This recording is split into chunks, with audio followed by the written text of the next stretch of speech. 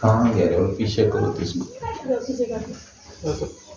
जरा पीछे ये तो मोबाइल। हाँ ठीक और ठीक ठीक रन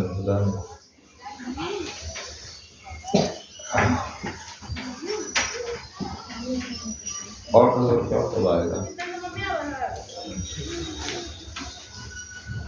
जब यौवन तब बाण घनारे कहा। उस समय में क्या होता है, कोई नहीं मानता कि हमको भक्ति करना है।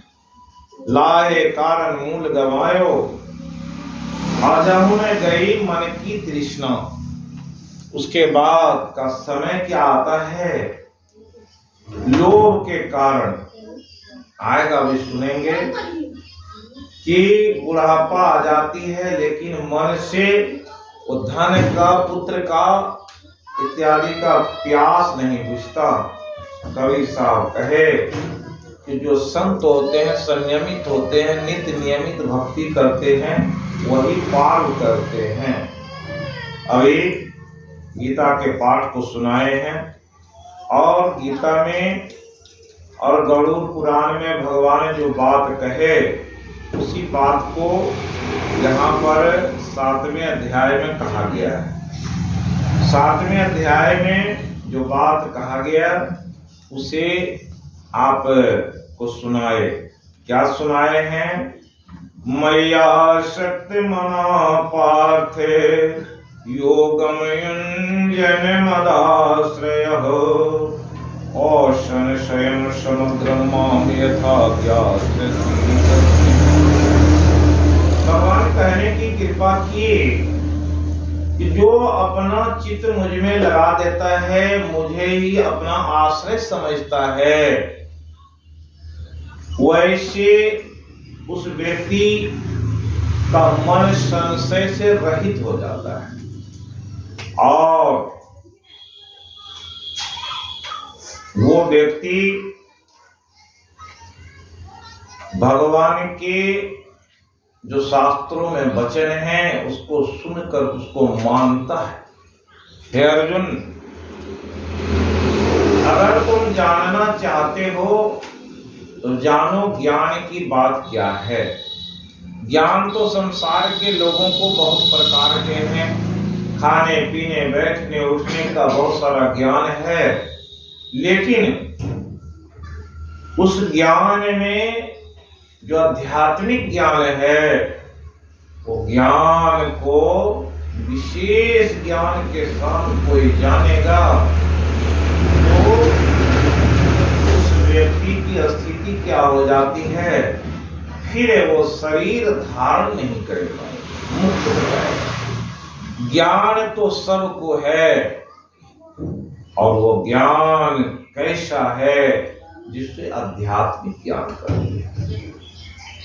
मनुष्य शरीर मिला है, कितना कीमती शरीर मिला है, कल सुनाए गरुड़ पुराण में, और वो शरीर को लोग कैसे बर्बाद कर देता है। आए कहाँ किस काम से, लेकिन वो काम कर नहीं पाए और कहाँ लग गए।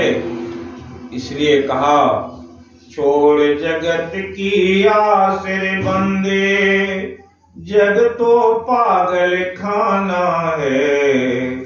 छोड़ जगत की आस रे बंदे, जग तो पागल खाना है। छोड़ जगत की आस रे बंदे, जग तो पागल खाना है। बंदे जग तो पागल खाना है।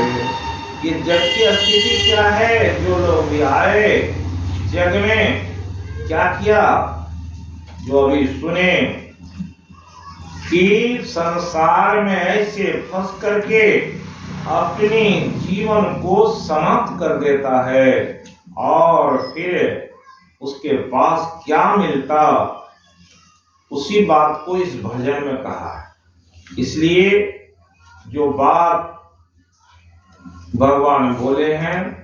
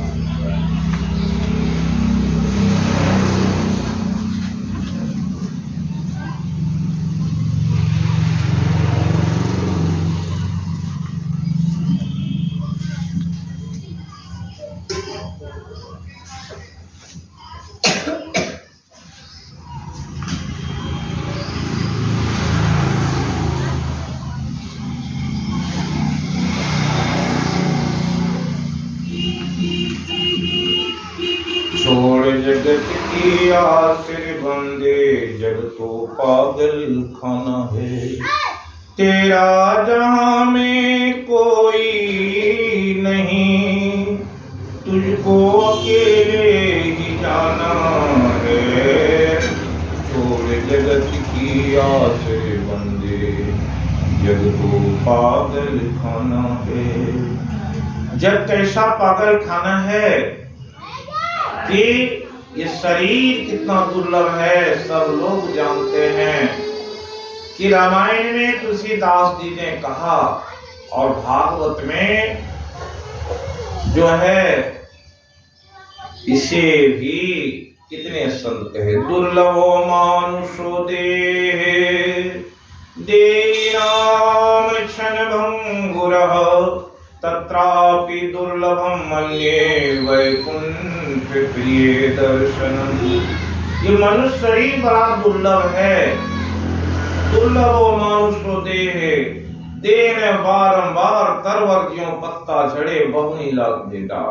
ये शरीर इतना दुर्लभ है, एक बार मिल गया है फिर दोबारा मिलेगा कि नहीं इसका पता नहीं। लेकिन इतना बात जानते ही क्या है, कहा उदाहरण दिया, जैसे वृक्ष के पत्ते गिर जाते हैं उस पत्ते को फिर कोई लगा नहीं सकता। आज इनके शरीर छूट गए, उस शरीर को कोई पाना चाहेगा कैसे पाएगा, नहीं पा सकता। इसलिए जब बीत जाता है तो सो परतर दुख पावई, सिर ध्वनि ध्वनि पछताए। काल ही कर्म ईश्वर ही मिथ्या दोष लगाए। और साहिब स्वामी जी भजन गाए कि करिए भगवान हो, उमर बयान मेरे हो राम। क्या है, अब क्या करे भगवान, उम्र तो अब समाप्त हो रहा है। ना हम कैलो साधु संगतिया, ना सुन लो कुछ ज्ञाने। अब ते जम के मुंगरी याद करी करी, थर थर करे छे मोर प्राण हो। अब की करिए भगवान हो। यहाँ कहते हैं जग का मेला 2 दिन का है, 2 दिन की मुलाकातें हैं। 2 दिन की ये चांदनी चमके, फिर अंधेरी रातें हैं। कब पीड़ा से उड़ गए हैं पंछी, इसका कौन ठिकाना है। छोड़ जगत की आसे बंदे, जग तो पागल खाना है। जब भक्ति के आध्यात्मिक दृष्टि से देखेंगे तो जगत की स्थिति मालूम पड़ेगा। किसे गरज है सत्संग में जाएं, किसे गरज है रामायण पढ़ें, गीता पढ़ें और अध्यात्म और ज्ञान की बात सुनें। क्यों नहीं सुनना चाहता है? संसार में लोग आए और आते ही यहाँ माया के बंधन में पड़ जाते हैं। इसलिए कहा देवी हे सा गुणमयी मम माया दुरतया, मामे वे प्रपद्यन्ते माया में ताम तरन्ति ते। जैसे संसार में आए भगवान कहते हैं कि मेरी माया बड़ा ही प्रबल है। उस माया के जो जाल में फंस जाता है उसके ज्ञान का क्या है, वो माया रूपी जो देवी है उसके ज्ञान का ही अपहरण कर देते, ज्ञान चुरा लिया। और ज्ञान है ही नहीं, वो जानना क्या चाहेगा, क्योंकि उसके पास वैसे पुण्य नहीं है जिस पुण्य के प्रभाव से सत्संग मिलता है। बहुनाम जन्म नाम अंते ज्ञान माल माम प्रसन्ते। बहुत सारे जन्म बीत जाते हैं, बहुत जन्मों के जब पुण्य प्रकट होते हैं तब सत्संग मिलता है। इसलिए यहाँ बताया कि इस संसार में तो आया, यहाँ पर बड़ा ही शोभावना लगता है, जन्म मेला के जैसा लगता है। बाल बच्चे परिवार धन और संपत्ति में लोग लिपट करके ऐसे बंधन में पड़ जाते हैं, उसे पुरुषोत्तम। इसलिए कहा कि ये कलयुग का प्रभाव कैसा होता है, उसी को कहा सब दिन धंधादारी में तू अपने आप को भूल गया, सुंदर काया कुटुंब कबीला इसमें मन तेरा भूल गया। नश्वर के पीछे काहे तू पगले, क्यों इतना दीवाना है, छोड़ जगत की आस बंदे, जग तो पागल खाना है। सब दिन झूठ के साथ रहा, राम का नाम लिया न कबहूं, अंत में क्यों पछताता है, छोड़ जगत की आस बंदे, जग तो पागल खाना है। तेरा जहां में कोई नहीं, तुझको अकेले ही जाना है। क्या होता है? सबको अकेले ही जाना है, अकेले आए अकेले जाएंगे। और फिर क्या है, इतने दिन बीत जाते, क्या कोई भक्ति कर पाता है? नहीं कर पाता। उसी बात को गीता में कहा, मनुष्यानां सहस्रेषु कश्चिदति सिद्धये, यत् तामपि सिद्धानां कश्चिन् मां वेति तत्त्वतः। मनुष्यों में हजारों मनुष्य हैं और सब अपने अपने दुनिया के धंधादारी में ऐसे फंसे हुए हैं कि कितने लोग भक्ति में आते, भक्ति में आने के बाद भी कितने लोग भक्ति कर पाते हैं और जहां पहुंचना है वहां तक पहुंच पाते नहीं, पहुंच पाते। क्यों नहीं? इसलिए क्या शरीर के बारे में बताया गया है। ये शरीर भूमि आपो अनलो वायु खंग मनो बुद्धिरेव च अहंकार इत्यम में भिन्ना प्रकृति अष्टधा।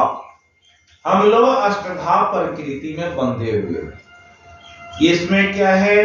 ये मिट्टी का शरीर है, इसमें जल है, अग्नि है, वायु है, आकाश है। ये 5 तत्व का शरीर, इसमें बुद्धि और मन रहता है। ये 7 तत्व का शरीर जैसे बना, जैसे शरीर हुआ तो मैंपन का बोध हो जाता है, मैं अमुक आदमी।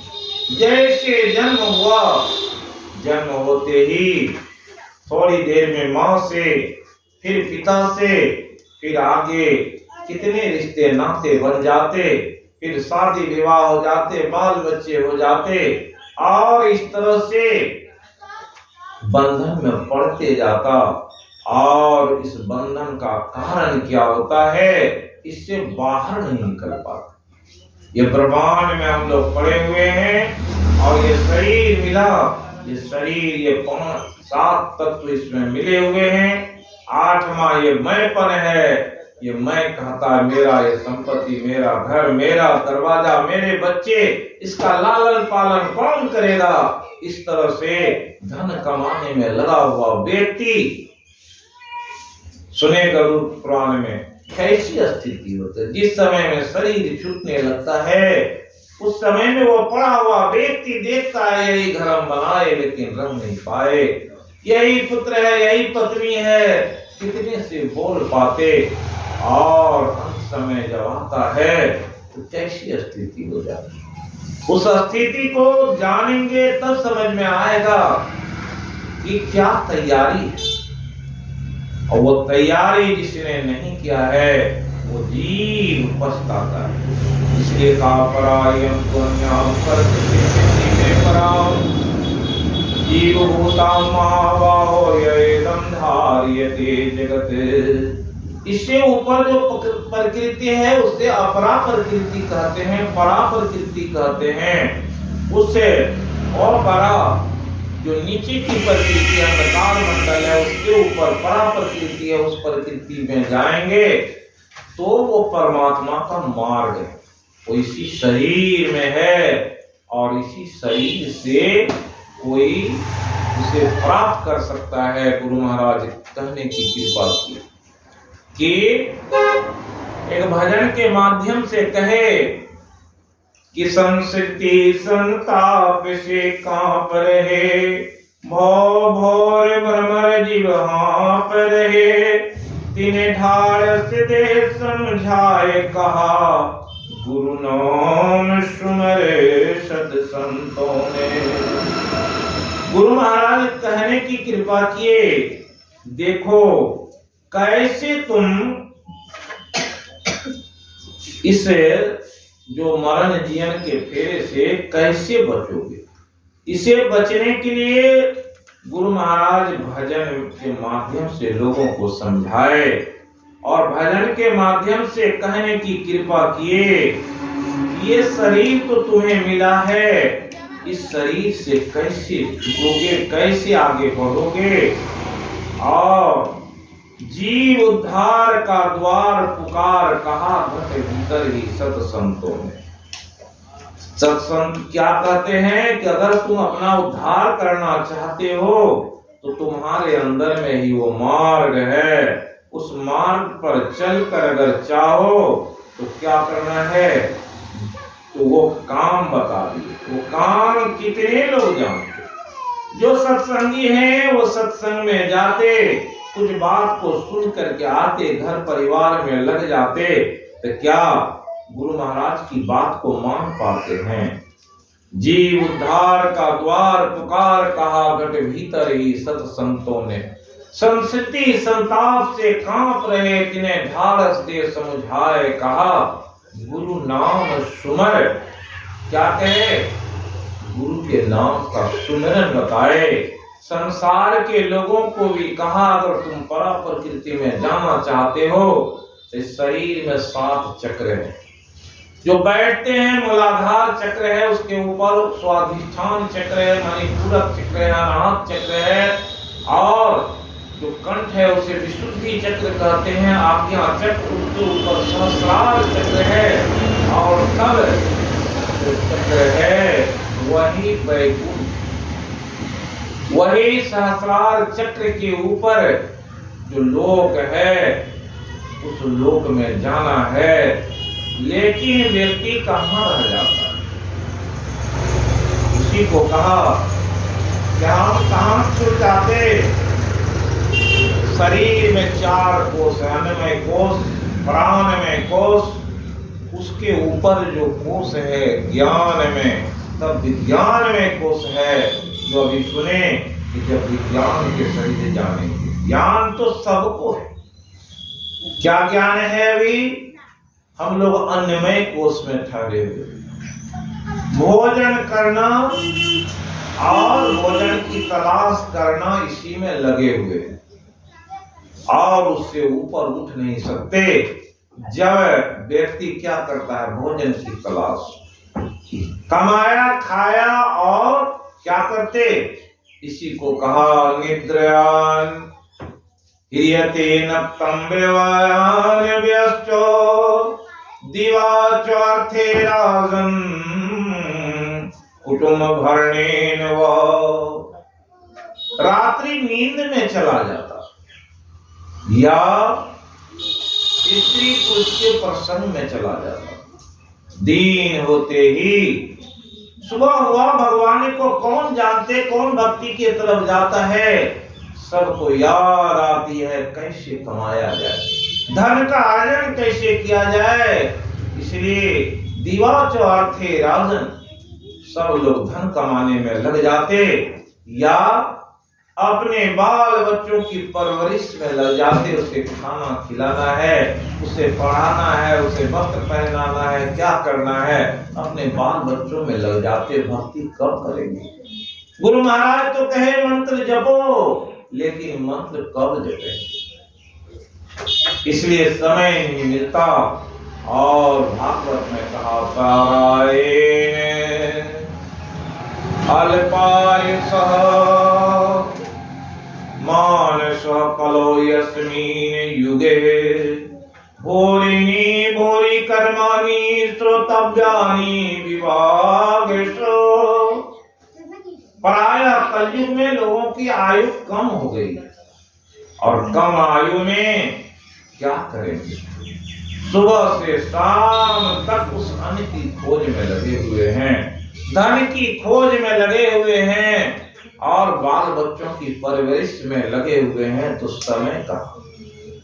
लेकिन ये भगवान कहते हैं अगर इस परिस्थिति से ऊपर उठना है तो मंत्रों के जप करो, पूजन करो, परमात्मा की याद करो, तो इससे ऊपर उठोगे। अन्नमय कोष से ऊपर उठते हैं तो क्या रहता? लोगों को जैसे पेट भर गया, कुछ धन हो गया तो अब अपनी सुरक्षा में लग गए और अपने घर मकान बनाने में लगा हुआ है। क्या उसे फुर्सत होता? अपनी सुरक्षा में लग गए कि हम कैसे दिन रात काटेंगे। उससे ऊपर उठे, जैसे वो प्राण में भूख मिटी तो घर की चिंता, और प्राण में कोष से ऊपर उठने का ज्ञान सबको, लेकिन उस परमात्मा का ज्ञान कितने लोगों को? इसलिए यहाँ पर काये तत् योनिनि भूतानि सर्वानिति उपधारे अहम कृतस्नस्य जगता प्रभवः प्रलयस्तथा। भगवान कहते हैं संपूर्ण जगत मेरे ये परा और अपरा प्रकृति से बंधा हुआ है। कैसे बंधा हुआ है? मतः परतरम नान्यत् किंचिदस्ति धनंजय मयि सर्वमिदं प्रोक्तं सूत्रे मणिगणाय। जैसे कोई माता क्या करते हैं? सूत की माला बनाते हैं और उसी सूत से गांठ लगाते, माला बना देते हैं, तरह तरह के चीज बनाते, लेकिन एक ही सूत रहता है। उस सूत को एक तरफ से खींच लेंगे तो फिर सूत का सूत हो जाता है, माला समाप्त हो जाता। इसी तरह से भगवान इस जगत को 84 लाख योनियों में बांध दिए, और जो जैसा कर्म करता है भगवान कहे कि मैं तो सूत में वैसे ही पिरोए हुए संसार के जीव को अपरा और परा प्रकृति में बांध करके रखा। जैसे अभी दिव्यात्मा छूटा है, वो कहाँ है? इसी अंधकार मंडल में वो अभी है, और अंधकार मंडल से ऊपर उठने का मार्ग क्या है? कोई व्यक्ति भक्ति करता है, जब अपने उस सुषुम्ना के द्वार से ऊपर उठ करके परमात्मा के उस प्रकाश रूप का दर्शन कर लेता है, तो इस प्रकृति से ऊपर उठ जाता है। पंच केंद्रन पर पहुंचो बजती अनहद नवद ज्योति जलती। गुरु महाराज कहे उस ज्योति को जो पा लेता है उससे ऊपर उठ जाता है। उसे ही यहाँ पर कहा गया वही ज्ञान तो सबको है, वो विज्ञान जानेगा तब तो गुरु से वो ज्ञान मिल जाता है, वो विशेष ज्ञान कि तुम अपने शरीर से ऊपर कैसे उठो। अन्न तो सब खाता है, नींद सब लेते हैं, कमाते सब हैं, लेकिन कमाने का क्या यत्न है? इसलिए कहा सकल पदार्थ यही निर्माणी, कर्महीन नर पावत नहीं। सारे सामान से सजा हुआ ये दुनिया है, ये संसार है, लेकिन जो कर्महीन नर पावत न, कर्म नहीं करेगा तो कैसे पाएगा? इसलिए कर्म प्रधान विश्व तरि आखा, जो जस करहि तस फल चाखा। इसलिए भगवान यहाँ पर कहते हैं 84 लाख जोनियों में मैं घुमाते रहता हूँ। और कैसे घुमाता? इसको गीता में कहा कि शरीर की स्थिति बताई, जो गरुड़ पुराण में भी अभी पढ़ते तो वही बात आती कि कैसी स्थिति हमारी है जब शरीर छूटने लगता। तो कहते हैं यदा पर्यम गत्वा, कब सात्विक स्थिति में जो रहते हैं उसकी शरीर छूटे तो वो कहाँ जाते? स्वर्ग को जाते हैं, अच्छे लोग को जाते। कहते हैं कि प्रलय, कहते हैं शरीर के अंत को। यदा सत्वं प्रविधे तु प्रलयं याति देवृते, तदुत्तम अवलान प्रतिपद्यते। कहते हैं सात्विक स्थिति में यदा सत्वं प्रविधे प्रलयं याति देवृत, जब सात्विक स्थिति में कोई व्यक्ति रहता है, परमात्मा के नाम का सुमिरन करता है, सत्संग करता है, ध्यान करता है, उस समय में भगवान के नाम को लेते लेते कोई शरीर छोड़ता है, सात्विक स्थिति रहती है, तो कहते हैं कि प्रलयं गत्वा शुभान लोकान प्राप्नुयात् पुण्य कर्मणाम। जैसा पुण्य होता है उसके हिसाब से उसके लोक की प्राप्ति हो जाती है। लेकिन कहते हैं कि जो व्यक्ति भक्ति नहीं करता, रजसी प्रलयं गत्वा कर्म संगी सुजायते, तथा परिणा तमसी मूढ़योनि सुजायते।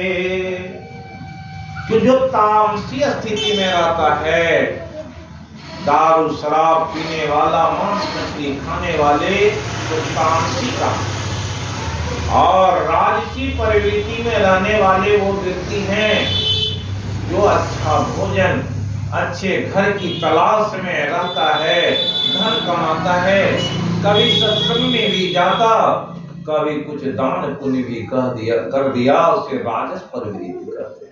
रजसी प्रलयं गत्वा कर्म संगीषु जायते।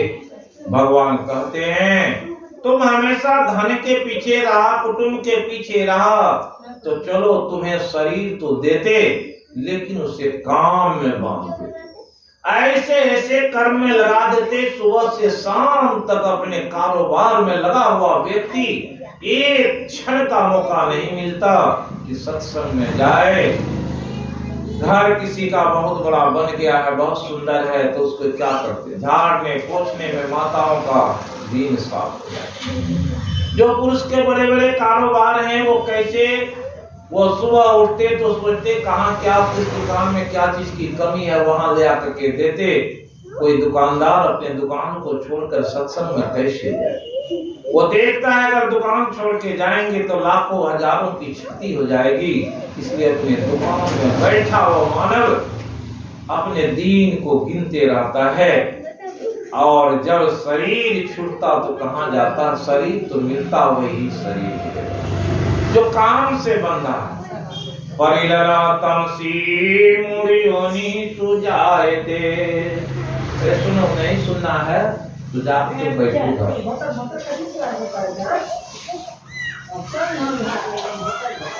जो व्यक्ति की स्थिति कल भी सुने अपने कर्म से हीन हो जाता। मांस मछलिया खाते हैं, सुरापान को हेते, ते नरे जल से जाएंगे जैसे मूली के। जो मांस मछली खाता है, शराब दारू पीता है, उसे तामसी कहते हैं। तामसी पर्यम गत्वा मूढ़ योनिषु जायते। वो कौन योनि में जाता है? मूढ़। 84 लाख योनियों में मूढ़ योनि कितने हैं? इसलिए कहा गरुड़ पुराण को 14वें अध्याय में बताया गया कि जो नीच कर्म करता है, न माम दुष्कृति न मूढ़ा प्रपद्यन्ते नराधमा माया परिज्ञान आसुरम भावम आश्रिता। यह आसुरी भाव है। वो आसुरी भाव के लोग कहाँ जाते? नरक में जाते हैं। और नरक भुगत करके भी आते तो जन्म कहाँ मिलता है? तो कहते हैं 30 लाख स्थावर जानू, 9 लाख सब जलचर मानो, 11 लाख कृमि कवि गाए, 10 लाख पक्षी गण बताए, 20 लाख पशु जान हो भाई, 4 लाख बानर समुदायी। जब यह 84 कट जावे तब कोई मनुष्य का तन पाए। ये 84 लाख योनियां हैं। 30 लाख स्थावर जो पेड़ पौधे ये देख रहे हैं 30 लाख की योनियों में है। और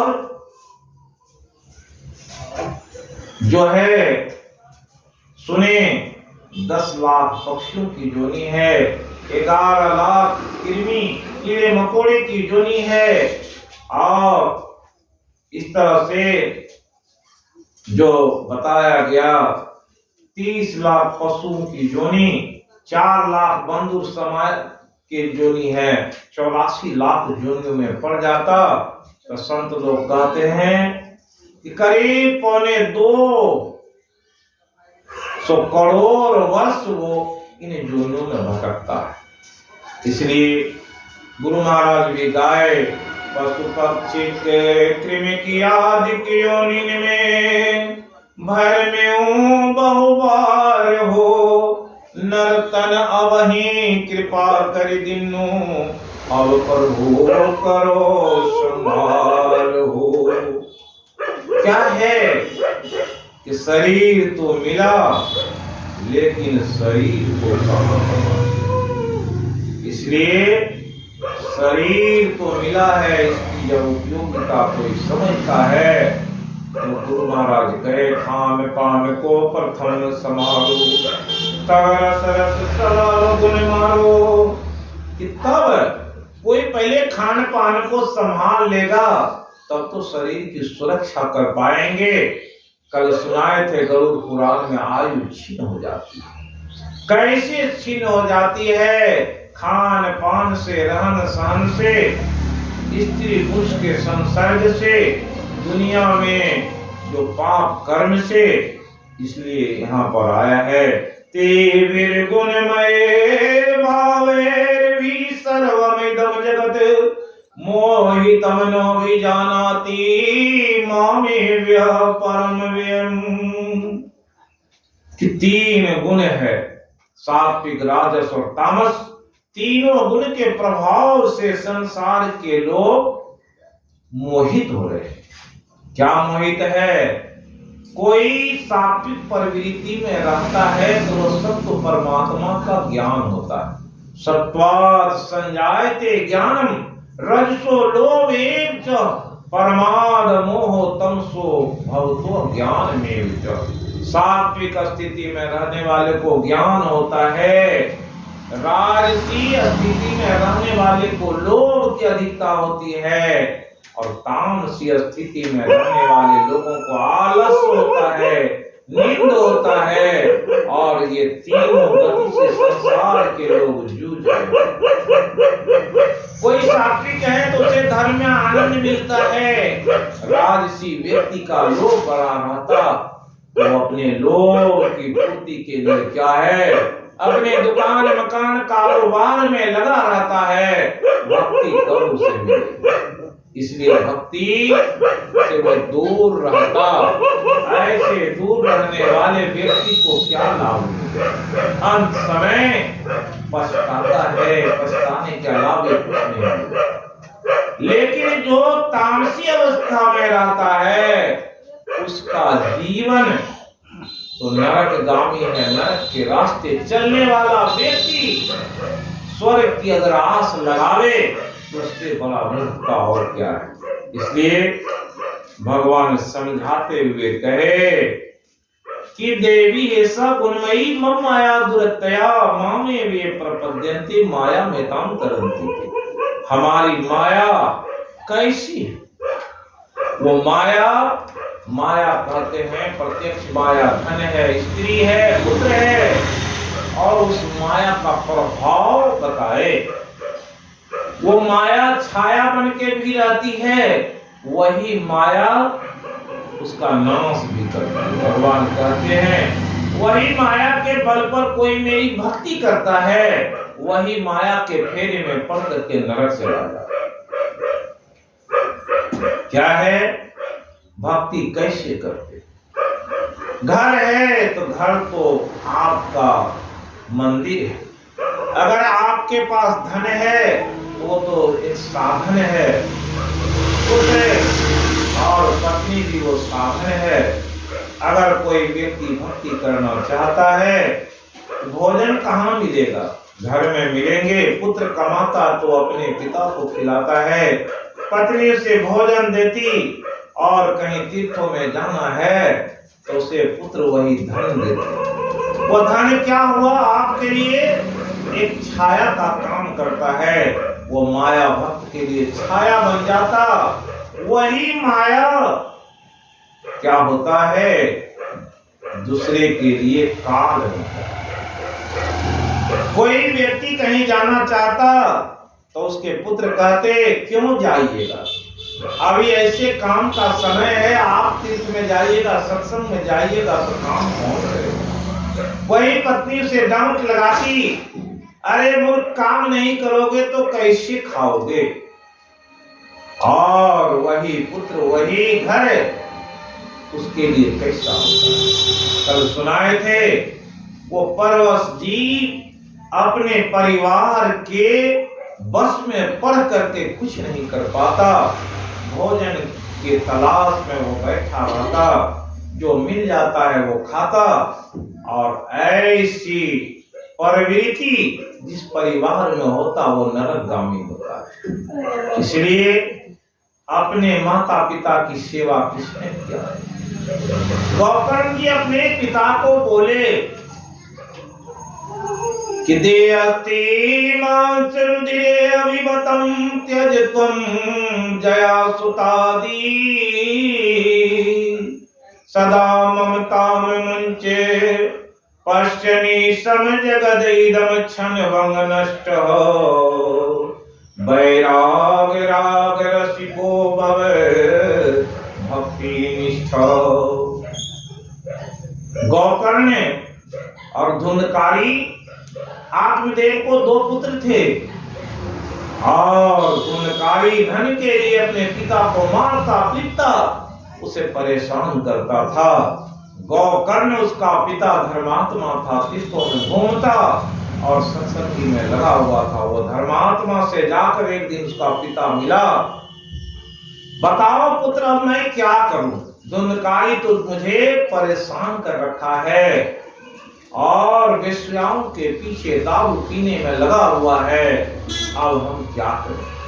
ये दो पाठ के बीच में मैं परेशान हो रहा हूं, बताओ क्या करें। तो अपने पिता को समझाए, पिताजी आपकी आयु 60 वर्ष की हो, अब आपको क्या करना है, इस शरीर को देखिए, शरीर में क्या है, हाड़ मांस की ये शरीर है और बुढ़ापा आ गया, देख रहे हैं। अब आपको क्या करना चाहिए, अपने पत्नी, अपने परिवार, अपने घर से मुक्ति पाने के लिए उससे ममता कम करो।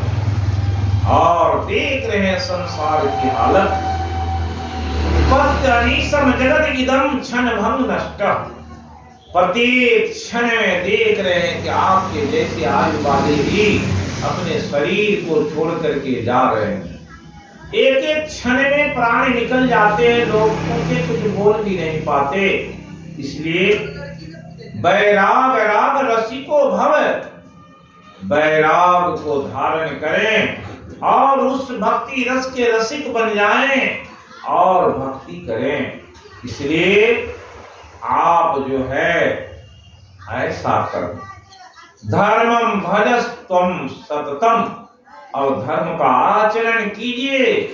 और क्या कीजिए, अगर सेवा करना है, साधु पुरुषांजलि सेवाम तुम, और साधु पुरुषों की सेवा में लग जाइए। और कहा अन्य से दोष गुण चिंतनम मुक्त्वा, दूसरे के गुण को दोष को मत बोलो और उससे मुक्त हो करके सेवा कथा रसम हो भक्ति निष्ठ। ये पिताजी, अब आप जाकर के कथा सुनिए और संतों की सेवा में लग जाइए, यही मुक्ति का उपाय। और गौकर्ण के कहने पर उसके पिता अपने घर को छोड़ करके भक्ति में लग गए। कल सुनाए थे अजामिल की बात, आज आप सुने। आत्मदेव अपने कल्याण को प्राप्त कर लिया, मुक्त हो गया। वही धुंधकारी नरकगामी हो गया था उसका भाई, जो दारू पीता था, वेश्याओं की संगति करता था, अपने माता पिता को पीटा, अपनी मां को कुएं में डाल दिया और उस धन से अपनी आत्म तृप्ति किया, अपने इंद्रियों के सुख को भोगा। तो अंत समय उसका कैसा हुआ, प्रेत बन गया। कोई उसके दाह संस्कार में भी सम्मिलित नहीं हुआ और अंत समय में जब प्रेत हो गया, काफी दिक्कत हो रहा था। सुने, प्रेत योनि में जाने वाले व्यक्ति को पानी के बूंद भी नसीब नहीं। कैसी यंत्र यातना होती है, उस यातना को याद रखे लोग तो समझ जाए मनुष्य शरीर मिला है मुक्ति के लिए, भक्ति के लिए, कि नीच कर्म करने के लिए। तो धुंधकारी नीच कर्म किया तो कहां चला गया, नरक गया, नरक की यातना भोगा और उससे छुटकारा नहीं मिला। तो अपने भाई से कहा, एक दिन वो गौकर्ण अपने घर में जब आया, वो भूत बन के उसे डराया, पूछा तू कौन? कहा मैं कोई नहीं, आपका भाई धुंधकारी। अरे तुम्हारी ऐसी गति क्यों हुई? कहा कि हम तो बड़े पापी हैं भैया, मेरे पाप के उद्धार के लिए यत्न करो। भगवान सूर्य से जाकर के सुने और भगवान सूर्य कहे उसे भागवत की कथा सुना। 7 दिन की कथा रखी गई, 7 दिन में ज्ञान की बात सुनाई गई, वो धुंधकारी मुक्त हो गया। इसलिए जो श्राद्ध कर्म होते हैं उसे पुत्रों को बड़ी ही संयम ढंग से करना चाहिए। और ये श्राद्ध मतलब होता है अपनी श्रद्धा, अपने पिता के प्रति, अपने माता के प्रति जैसी श्रद्धा रहती है उसी अनुसार से पुत्र उसके श्राद्ध क्रिया करते और उसी हिसाब से निभाते हैं। इसलिए कहा बीजम माम सर्वभूतानां विद्धि पार्थ सनातनम बुद्धिर्बुद्धिमतामस्मि तेजस तेजस्विनामहम्। कि हे अर्जुन, मैं बताता हूं उस जगत के सारे जीव का बीज मात्र मैं हूं और मैं ही संसार में जीवों को उत्पन्न करता हूं। इसलिए 14वें अध्याय में भगवान कहने की कृपा कहे कि पिता हम जगता माता धाता पिता महावैद्य पवित्र ओंकार ऋक्साम यजुरेव च, ये 9वें अध्याय में बोले और 14वें अध्याय में बोले कि अगर शरीर चाहते हो तो शरीर कैसे संसार में लोगों को मिलता है और वो शरीर की स्थिति क्या होती है, उस शरीर के बारे में जानो। और उस शरीर के बारे में जो जान लेता है, ज्ञान हो जाता है, वो व्यक्ति नीचे के कर्म नहीं करता। क्यों नहीं करता?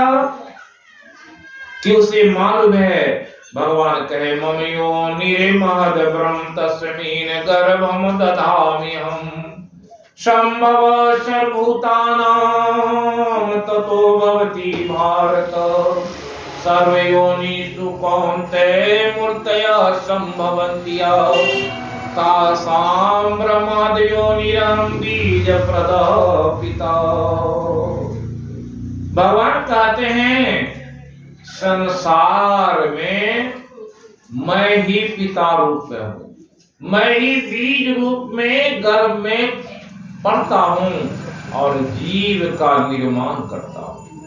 सर्वभूतानि कौन्तेय मूर्तयः सम्भवन्ति, कोई न कोई 84 लाख जीव हैं, सबका एक रूप है। कुत्ता बिल्ली हाथी घोड़ा वृक्ष और मनुष्य सबके रूप है। मैं वो रूप प्रदान करता हूँ। शरीरम यद अवाप्नोति यच्चोत्क्रामति सुरकृत्वा एतानि वायुर्गद निवास्यात्। जैसा मनुष्य शरीर में रहकर आप प्राप्त किए हैं, उसी अनुसार से आपकी मन बुद्धि और इंद्रियां बन जाती है। भगवान क्या करते हैं, उसी सांचे में उसे ढाल देते। कोई कुत्ते वाला कर्म किया तो मनुष्य कैसे होगा? भगवान कहते हैं कि शरीर में तुमने जैसा कर्म किया उसी के अनुसार तो तुमको शरीर हम प्रदान किए हैं। अब इसमें घराने की बात क्या है? सत्वम रजस्तमोति गुणा प्रकृति संभव निवेदन्ति मां बाहो देहि लंबेयम्। जैसे ही सात्विक स्थिति में रहने वाला, राजस स्थिति में रहने वाला, तामस स्थिति में रहने वाले को मैं शरीर देता हूँ। निवेदन्ति महाबाहो, अपने ही कर्म से बंधा हुआ व्यक्ति अपने कर्म से अपना शरीर पाता है। जैसा कर्म करता है वैसा ही शरीर मिल जाता है। इसलिए 84 लाख योनियों में जाते। भागवत में सुनेंगे, भगवान कृष्ण की लीलाओं में देखे होंगे कि एक यक्ष स्नान कर रहा था और बहुत सारी युवतियों के साथ क्रीड़ा कर रहा था, नंगे था। और उधर से नारद मुनि आ रहे थे। वो शराब से मत वाला युवक उसकी अवहेलना कर दिया तो नारद मुनि बोले, अगर तुम्हें ऐसा ही भाव बना हुआ है तो जाओ वृक्ष बन जाओ। नंगे रहने का मन में भाव है तो जाओ वृक्ष बन जाओ। वही अमला का वृक्ष भगवान के यहाँ बना था। वही कहते हैं मणिग्रीव नाम का कुबेर का पुत्र था। और यक्ष कुबेर जो भगवान उखल वाली घटना किए उसमें वो वृक्ष गिरा था तो नल कुबेर और मणिग्रीव दोनों सामने आकर खड़े हुए, प्रभु आपने उद्धार कर दिया। क्योंकि जब वो दोनों नारद मुनि के चरण में पड़ गया तो हमारी मुक्ति कैसे होगी? बोले कृष्ण अवतार में भगवान आएंगे तो तुम्हारा उद्धार कर दे। सुने होंगे अजगर का शरीर मिल गया था। कैसे मिला? पंडित बड़ा ही लोभी पाखंडी था और दुराचारी हो गया था और उसे भी एक संत ने दुर्वासा जी कहा तू अजगर हो जा, और वो अजगर हो गया था। और फिर वो ऋषि के चरण पकड़ लिए। संतो दयालु होते हैं। कहा कृष्ण अवतार में भगवान के पद के प्रहार से तुम्हें मुक्ति मिली। वो जहां रहता था, एक बार नंद जी वहां एक बड़ा शिवालय था, वहीं गए हुए थे और सारे लोग रात्रि में विश्राम कर रहे थे। वो अजगर इतना विशाल था, नंद जी को ही निगलने लगा था। सारे ज्यादा उस पर टूट पड़े, फिर भी कुछ नहीं हो रहा था। भगवान उस समय में उस मेले में विचरण कर रहे थे। सबों ने भगवान कृष्ण को पुकारा तो भगवान आए और नंद जी बोले हे पुत्र इसे मुक्त करो। जैसे ही अपने पद से एक प्रहार किया, वो सुदर्शन नाम का ब्राह्मण उनके सामने था। पर वो मेरा कल्याण की और पूछे भगवान तुम कौन हो? तो अपनी सारी व्यथा बताए, मैं अपने कर्म के कारण अजगर हो गया। इसी तरह से 84 लाख योनियों में जीव चले जाते हैं अपने कर्म के कारण। इसलिए भगवान कहने की कृपा किए कि ये 3 गुण से आच्छादित जीव और संसार में अपने पुत्र और परिवार में मोहित होकर के मेरी भक्ति नहीं करता, तो वैसे दुष्कृति वाले, वैसे मूढ़ प्रपद्यन्ते नराधमा, वो नरों में अधम हमारे माया के अधीन होकर के आसुर बन जाता है। इसलिए भागवत माया कि घोरे कलो जीवश्चासुरतां गता क्लेशक्रान्तस्य तस्यैव शोधने किम परायणः। अभी जीव की स्थिति क्या हो गई? कलयुग में पराये लोग शराब पीने लगे, पराये लोग मांस मछली खाने लगे। ये तो आसुरी का काम है। पराये लोग बताए कि क्या करते हैं, रात्रि नींद में गुजार देते या अपने जीवन को पति पत्नी के बीच बिता देते और सुबह होते ही धन कमाने में लग जाते और या अपने बच्चों के पालन पोषण में लग जाते। भगवान कहते हैं कि वे मुझे नहीं प्राप्त करते। ऐसे लोग मुझे नहीं प्राप्त करके कहां चले जाते? कामे रस्ते रस्ते रीत ज्ञाना प्रपद्यन्ते न देवता तम तम नियमस्थाय प्रकृतया नियता स्वया। वो अपनी कामना की पूर्ति के लिए तरह तरह की देवताओं की पूजा करते। कोई काली मंदिर में जाते, कोई हनुमान जी के पास जाते, कोई वृक्ष के पास में खड़ा होकर के मांगते, हे प्रभु हमें अमुक काम बन जाए तो हम ऐसा करेंगे। तो भगवान कहते हैं उसकी मति मारी गई। इसलिए तो क्या कहते, संसार की चीज मांगते हैं, संसार में लगे रह। कोई धन मांगता, कोई पुत्र मांगता, लेकिन परमात्मा की जो भक्ति करता है उसे परमात्मा तो सब कुछ दे देते। अनन्या चिंतयन्तो माम ये जना पर्युपासते तेषां नित्याभियुक्तानां योगक्षेमं वहाम्यहम्। भगवान कहने की कृपा किए हैं, अगर कोई अपनी अनंत चेतना से मेरी भक्ति करता है तो मैं तो उसे सब कुछ देने के लिए तैयार रहता हूँ। प्राप्त वस्तु की रक्षा, जो वस्तु नहीं है वो मैं देने के लिए तैयार रहता हूँ।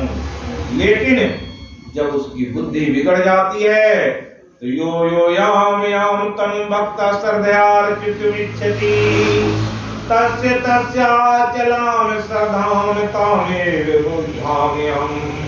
जो जैसी श्रद्धा रखता है, जो जहां जाकर के भक्ति करना चाहता है, मैं उसे वहीं बांध देता हूँ।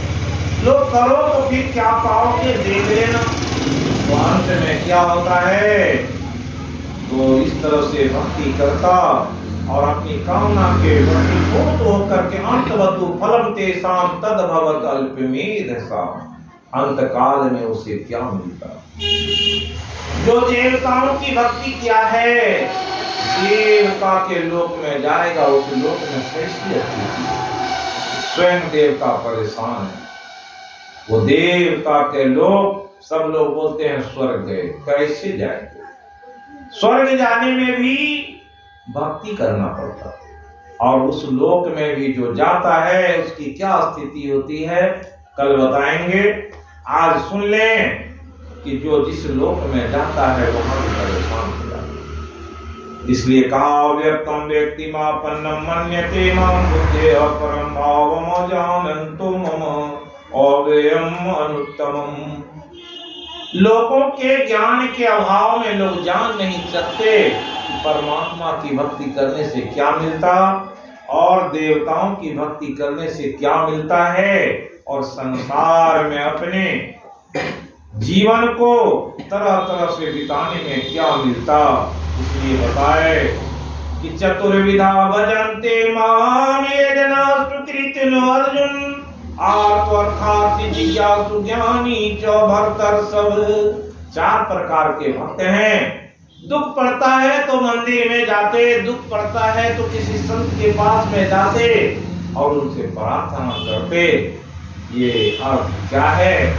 किसी धन का अभाव होता है तो धन की तलाश में संतों के यहाँ जाते और मंदिरों में जाकर के तरह तरह की मन्नत करते। हमें धन हो जाए। धन होने से क्या होता है? इसी 7वें अध्याय के महात्म्य में बताया गया, एक व्यक्ति को काफी धन था। उस धन को वो कई घड़े में गाड़ करके रखा था।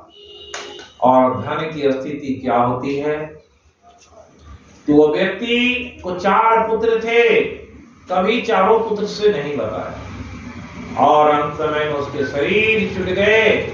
शरीर छूटने से क्या होता है? यम यम वाप्य स्मरण भावम त्यजन्ते कलेवरम तम तमेवेति कौन्ते सदा तद भाव भावितो।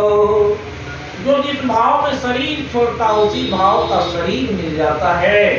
उसके मन में था धन तो गड़ा हुआ है, तो धन को कौन ले जाएगा पता नहीं, उसकी रक्षा करें। बार बार स्मरण किया था पुण्यात्मा, लेकिन शरीर मिला सर्प का, और सर्प के शरीर में वो अपने धन की रक्षा करने में बीत गया और वहीं बील में रहता। और बहुत दिन बीत गए और समझ में आया कि ये सांप का शरीर भी छूट जाएगा तो फिर ये धन लूट जाएगा। इसलिए अपने पुत्रों को स्वप्न दिया, पुत्र मेरे श्राद्ध बढ़िया से नहीं हुए, सब की गति मिल गई और धन तुम लोगों को नहीं दिया, अभावग्रस्त तुम हमारे अच्छे से कर्म नहीं। आओ मैं तुम्हें धन बताता हूँ, अमुक जगह अमुक वृक्ष के नीचे कई घड़े में धन गड़े हुए हैं, उसे ले जाओ और इससे मेरे मुक्ति का यत्न करो और मैं मुक्त हो जाऊं। इसलिए उस सर्प के स्वप्न को सुनकर के 4 पुत्र जगे। अरे हमको भी स्वप्न हुआ, हमको भी हुआ, हमको भी हुआ। 4 पुत्र गए, वहां से धन के घड़े उखाड़ के लाए और सत्संग करवाए, तरह तरह से दान दिए। उसके पिताजी मुक्त हो गए।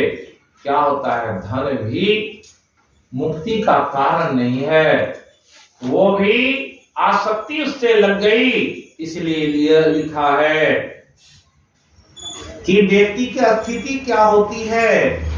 और इच्छा द्वेष समुखेन द्वंद्व मोहेन भारत सर्वभूतानि सम्मोह सर्गे यान्ति परन्तपः। अपनी इच्छा और द्वेष दो कारण से संसार के लोग मोह में पड़ करके संसार में तरह तरह से पाप कर लेते हैं। आशा पाशतैर बद्धा काम क्रोध परायणा यन्ते काम भोगार्थम अन्यायनाथ संचयन। काम के फेरे में अपनी इच्छा अपनी कामना की पूर्ति में लगे रहते, इसलिए धन कमाते और धन अगर नहीं हो रहा, कोई बाधक होते, उससे द्वेष हो जाता, तो वो द्वेष इच्छा और द्वेष की पूर्ति। इच्छा कितनी है? इच्छा बहुत प्रकार की इच्छा है, शारीरिक इच्छा है, मानसिक इच्छा है, भौतिक इच्छा है, आध्यात्मिक इच्छा है, आत्मिक इच्छा है। क्या है? सारी लोग चाहते हैं अच्छे अच्छे क्या मिले, भोजन मिल जाए, वस्त्र मिल जाए। मानसिक इच्छा क्या है? सब सोचता है हम इस संसार में, एक बड़ी अच्छी बात कहा, सबकी इच्छा रहती है कि सब क्या हो जाए, देखते रहे और नोट गिनते रहे। सबकी इच्छा रहती है कि हमारे पास सबसे ज्यादा धन हो जाए और संसार के लोग निर्धन हो जाए। तो ये इच्छा भी लोगों की रहती है, ये आत्मिक इच्छा है। मानसिक इच्छा के कारण लोग बहुत किस्म से पीड़ित होते। और आध्यात्मिक कितने लोगों की इच्छा होती है कि हम अध्यात्म के क्षेत्र में जाएं, भक्ति करें और जन्म मरण के छुटकारा हो जाए, स्वयं अपने भी मुक्त हो जाएं, अपने माता पिता और अपने पितरों का भी उद्धार कर दें। अगर पुत्र श्रवण कुमार के जैसा हो जाए, पुत्र गोकर्ण के जैसा हो जाए, तो क्या होगा? अपने माता पिता का उद्धार भी करेगा, स्वयं का भी उद्धार कर लेगा। लेकिन पुत्र को पुत्र हो जाए तो काये साम तुअंतकतम पापम जनानाम पुण्य कर्मणाम ते द्वंद मोह निर्मुक्ता भजन्ते माम दृढ़व्रता। जो ज्ञान से ज्ञानी हो जाता है और वो क्या करता है? पुण्य कर्म करेगा, भक्ति करेगा, उसके पाप नष्ट हो जाएंगे। और ये दोनों द्वंद्व जो है, इच्छा और द्वेष, ये दोनों द्वंद्व में नहीं पड़ेगा। अपनी इच्छा को मारने के लिए ध्यान है और सत्संग है। इच्छा कम मरती है, इसलिए कहा गज धन बाजी धन और रतन धन खान, जब आवे संतोष धन सब धन दूरी समान। संतोष हो जाएगा तो धन की आवश्यकता नहीं, जितना है। इसलिए कवि साहब कहे, रूखा सूखा खाए के ठंडा पानी पी, देख बिरानी चोपड़ी मत ललचाओ जीवे। कि जो रहे उसी में जीने की कला जानो। अगर है तो फिर दूसरे के देख कर तरसो नहीं, ऐसी भावना लेकर के जिएंगे तो जरा मरण मोक्षाय मामाश्रित्य तंतुये। जो व्यक्ति जरा मरण से छूटने के लिए और उस परमात्मा को जानने की जिज्ञासा लेकर के चलते हैं, तो वही तो ज्ञानी होते हैं, अर्थार्थी होते हैं, जिज्ञासु होते हैं। जिसमें जिज्ञासा होती है वो सत्संग में जाकर के जानने की कोशिश करते और जैसी जिज्ञासा लिए रहते हैं वैसा करते हैं, तो उसी को कहे भगवान कहते हैं, तेषाम ज्ञानी नित्युक्त एक वक्ति विशेष्यते। कोई एक रास्ता पकड़ लेंगे तो आगे तक निकल जाएंगे। विभिन्न रास्ते में चलने वाला व्यक्ति भटक करके उसी गांव में रह जाता है। किसी एक रास्ते को पकड़ेंगे, आगे बढ़ेंगे तो कितनी दूरी निकल जाएंगे। इसलिए अपने अंतर में ही वो मार्ग है और उस मार्ग पर जो चलता है, चलू चलू चलू भाई धरु गुरु पद भाई, ओ भाई दृढ़ अनुरागी भ्रम त्यागी हो भाई। चलू चलू चलू भाई धैर्य गुरु पद धाई, हो भाई दृढ़ अनुरागी भ्रम त्यागी हो भाई। तने सुख मैंने सुख इंद्रिय सुख सब दुख, तज दे विषय दुख दाई भ्रम खाई हो भाई। तन नव द्वार हो राम, अति मलिन हो ठाम, त्यागी चढ़ो दशम दुआरे। पाउल भाई भजु भाई गुरु गुरु, गुरु रूप ध्यान धरु, सन्मुख बिंदु नीरे को, सुख दे तुरि भाई। गुरु बिन ज्ञान नहीं, गुरु बिन ध्यान नहीं, मैं ना गुरु बिन आने, उपकारियो भाई।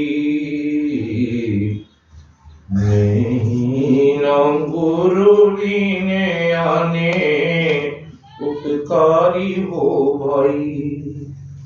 यहाँ पर भगवान कहे जो एक भक्ति करता है और मेरे ज्ञान में युक्त हो जाता है, वैसे ज्ञानी की स्थिति क्या होती है। उदारा सर्वे वेति ज्ञानी त्वात्मेवतम, आस्थित स्वैकात्मा मामेवानुत्तमां गतिम्। जो भक्ति में लगा हुआ व्यक्ति है वो उदार होता है, ज्ञानी होता है, अपनी आत्मा को परमात्मा की ओर लगाए रहता है, तो उसकी स्थिति क्या होती है। मेरे आश्रित रहकर वो भक्ति करने वाला उत्तम गति को पाता है। बहुनाम जन्म नाम, बहुत जन्म जब बीत जाता है तब कोई व्यक्ति क्या करते, बहुत जन्मों से अपने ज्ञान के बल से वो ज्ञानी ज्ञान को संचित करता है, भक्ति करता है, तब उसे पता चलता संसार के सारे जीव बराबर हैं, सबके अंदर परमात्मा का वास है, किसी जीव को नहीं सताता। और ऐसी मति हो जाती है, समत्व की भावना आ जाती। प्रत्येक 84 लाख जीव जो है वो परमात्मा के हैं, अंश हैं, परमात्मा के रूप हैं। इसलिए भगवान कहने की कृपा की कि सर्वभूतानि, क्या है, हृदय से अर्जुन, ईश्वर सर्वभूतानि हृदय से अर्जुन तिष्ठति, ब्राह्मण सर्वभूतानि यंत्रारूढ़ानि माया, तमेव शरणं गच्छ सर्वभावेन भारत। क्या है कि उस परमात्मा के शरण में जाओ। जो कहाँ है वो परमात्मा को लोग बाहर खोजते, वो परमात्मा अंदर है। वो परमात्मा कहीं बाहर नहीं, संसार के जीवों के अंदर है, सबकी आत्मा में वो परमात्मा बैठे हुए हैं, उसे कहाँ खोजते। इसलिए भगवान कहे योगी नाम सर्वेषां मत गतेनंतरात्मा, श्रद्धावान भजते यो माम स्वमेतमामता। कोई योगी हो, यति हो, सन्यासी हो, गृहस्थ हो, श्रद्धा से मेरी भक्ति अगर करता है वो मुक्त हो जाता है और वो नरक के द्वार से बच जाता है। इसलिए ऐसी भक्ति करनी चाहिए। लोग सोचते हैं क्या हमें सुने होंगे बहुत सारी बातों को, ज्ञान के अभाव में लोग जान नहीं पाते। बहुत सारे लोग सोचते हैं स्नान नहीं किए सत्संग में कैसे जाएंगे, कर्म कैसे करेंगे। तो सुनते हैं पंडितों से, बहुत दिनों से सुन रहे हैं, लेकिन ज्ञान नहीं, पंडित को खुद ज्ञान नहीं। इसलिए कहा कैसे कहते हैं, कोई यज्ञ करते कुछ करते तो मंत्र पढ़ा जाता है। क्या मंत्र है? ओम अपवित्रो पवित्रः सर्वावस्थान गतोऽपि वा, यः स्मरेत् पुण्डरीकाक्षः स्ववायाभ्यन्तर शुचिः। ये मंत्र पढ़ करके जल छिड़क लेते तो पंडित जी कहते आप शुद्ध हो गए। कौन सा मंत्र है? अभी पढ़े ओम शब्द है, सिर्फ ओम स्मरण कर लेने से ही व्यक्ति शुद्ध हो जाता है। इसलिए वो मंत्र बना ओम अपवित्रो। ओम को बोलने से जो अपवित्र हो जाता है पवित्र हुआ, वो पवित्र हो जाता है। और क्या कहा, सर्वा अवस्थाम गतो पीवा, वो जिस अवस्था में भी है उससे आगे हो गया, उसमें पराप्रकृति का ज्ञान आ जाता है। यह स्मरेत पुंडरीकाक्ष, पुंडरीकाक्ष कहते हैं भगवान विष्णु को। वो पुंडरीकाक्ष गुरु भी उसी के एक रूप है, संत भगवंत में अंतर नहीं है। एक बार गुरु का भी स्मरण कर लिए तो कहते हैं वाह और अभिअंतर, बाहरी तौर पर, और अभिअंतर कहते हैं आंतरिक तौर पर, वो क्या हुआ, पवित्र हो गया। तो स्नान किए कि पैर धोए कि जल छिड़क लिए, ये सब बाहरी आवरण है। जो अंतर से शुद्ध होता है तो विशुद्ध हो गया, उसको शुद्ध करने की क्या आवश्यकता। इसलिए गुरु महाराज तो आज सुबह में भी बजाए यहाँ पर नाम संकीर्तन। वो नाम संकीर्तन क्या है, अव्यक्त अनादि अनंत जय जय आदि मूल परमात्म जो। वो परमात्मा का मूल क्या है, उस मूल को जो समझ जाएगा वो मूल कहाँ रहता है। वही मूल तो ओम है, वही मूल तो, इसलिए गुरु महाराज लिखे भजो ओम ओम प्रभु नाम यही, भजो ओम ओम में ही नाम यही। जो उसको भज लेता है वो शुद्ध हो जाता है। कल सुनाएंगे ओम के बारे में। इसलिए आज जो कहे कि बीत गए दिन भजन बिना दे, उसी बात को आज सुनाए। ये कैसे जीवन बीत जाता है भजन के बिना, और भजन के बगैर क्या स्थिति हमारी होती है, और उस स्थिति से जूझने के लिए लोग क्या कर्म करते। इसलिए एक भजन और सुना करके आरती करते हैं। क्या है, श्वासों का क्या भरोसा,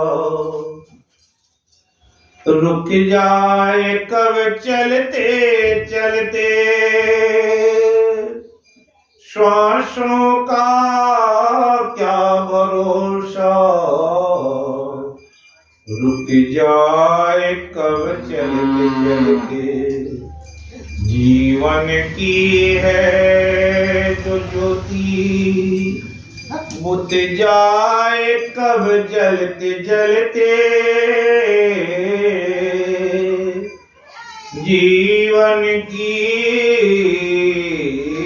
है जो ज्योति, बुझ जाए कब जलते जलते। जीवन है 4 दिन का, 2 दिन की जवानी।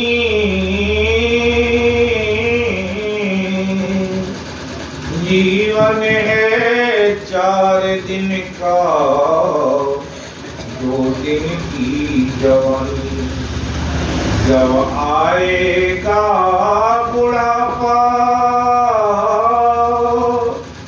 थक जाए कब चलते चलते।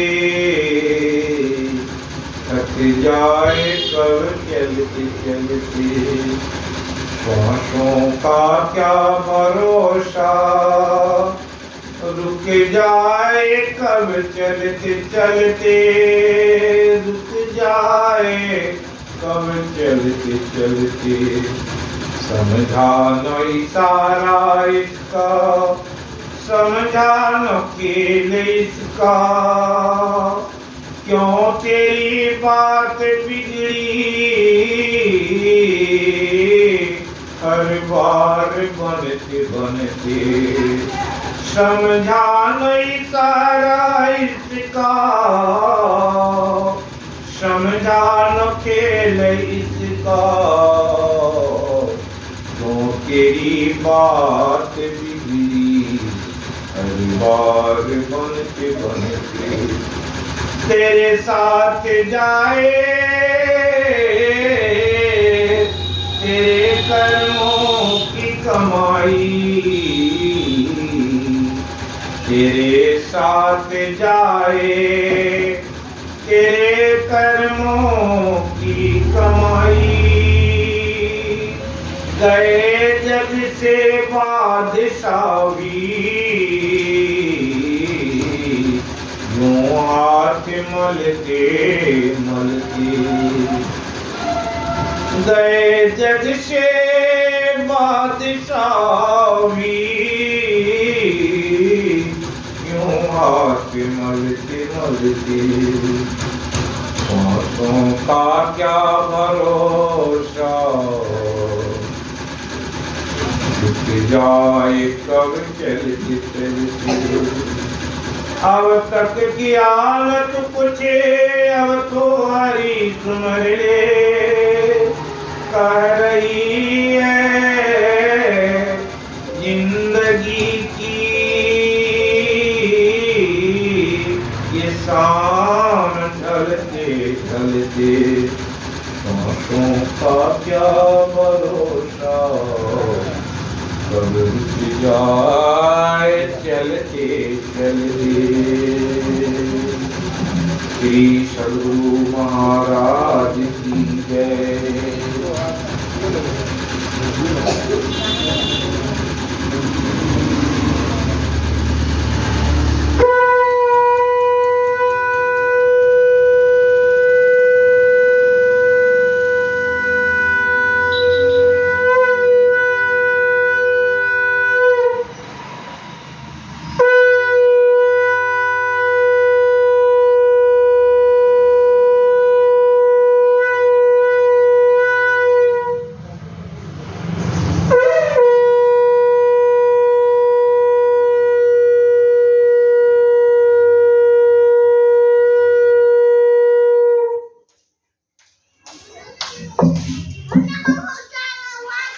आरती संग सतगुरु के कीजय, अंतर ज्योत होत लीजय।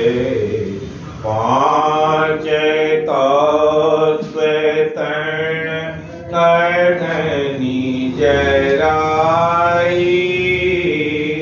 दीपक चाश प्रकाश करीजय।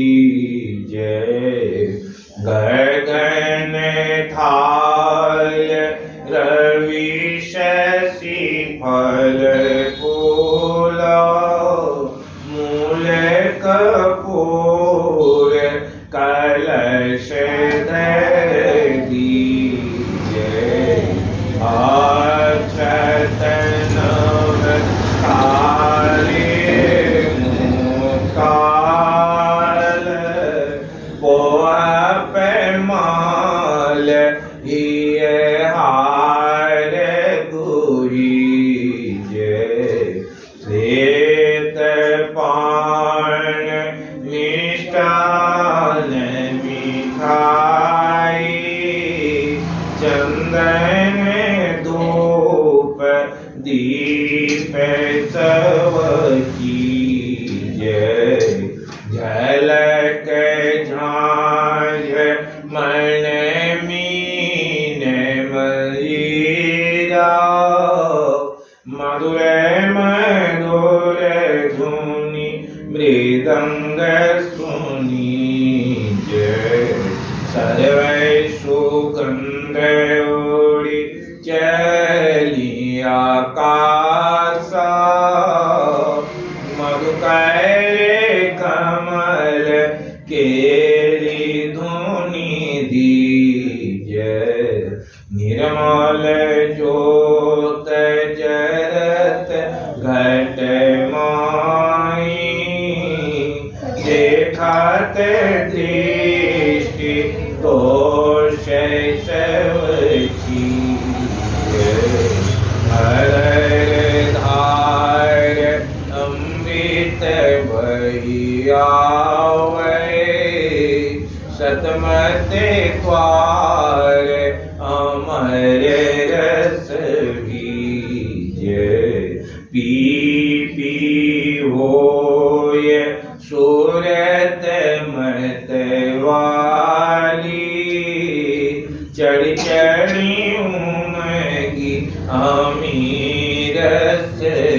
दीजिए।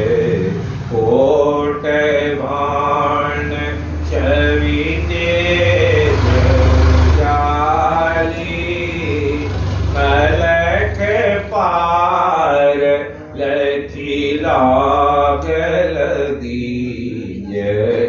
छिन छिन सूरत अधर पर राखे, गुर प्रसाद अगम रस कीजिए।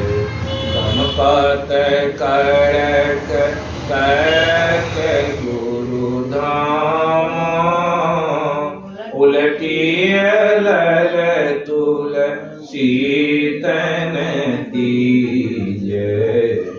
आरती तन मंदिर में कीजिए, दृष्टि उगल कर सन्मुख दीजिए।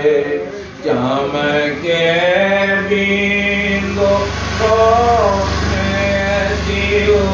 उज्ज्वल, ब्रह्म ज्योति अनुपम लख लीजिए।